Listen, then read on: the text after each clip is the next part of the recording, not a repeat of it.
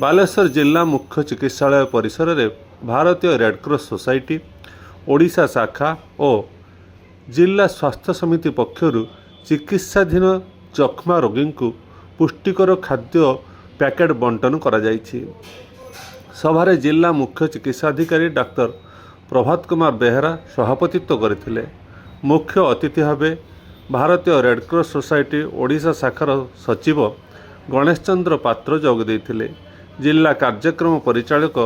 चक्रधर जेना परिचालना करथिबा बेले जिला जरूरीकालीन अधिकारी साईकृष्ण जेना, जिला सूचना और लोकसंपर्क अधिकारी प्रियदर्शी राजेश, जिला जख्मा अधिकारी डाक्टर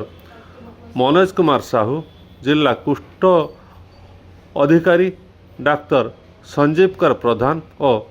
राज्य जख्मा अधिकारी डाक्टर अर्घ्य प्रधान उपस्थित थिले। भारतीय रेडक्रॉस सोसाइटी द्वारा जिले में 1583 जन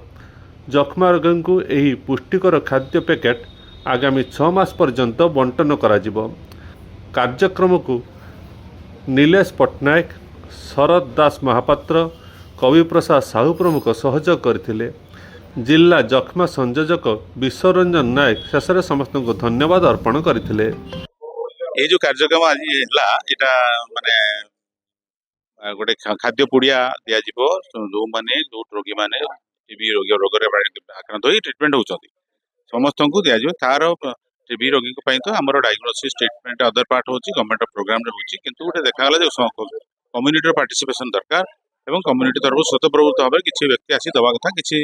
आमको जाओ रेडक्रॉस सोसाइटी आगे आम जिलार 1583 हिताधिकारी को 6 मास धरी प्रत्येक मास निर्धारित जो आम खाद्य पुड़िया दवा कथा दे आज से प्रोग्राम शुभारंभ है। प्रधानमंत्री टीबी मुक्त भारत जो अभियान चली जार टार्गेट हमको थिला जे 2025 एवं एक्सटेंडेड 2035 पर्यंत भारत बा पृथ्वी टीबी मुक्त हबार जो लक्ष्य रखाई से जो प्रधानमंत्री गोटे रहिला कौन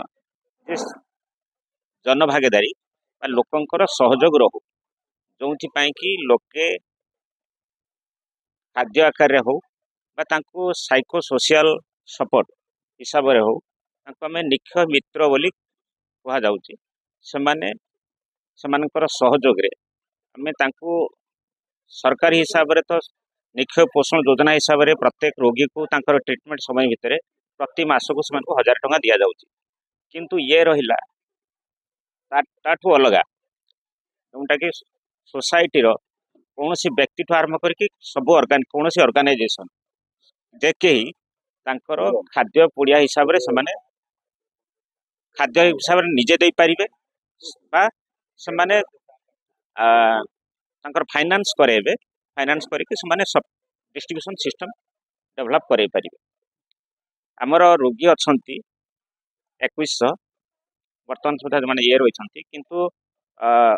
1583 जन को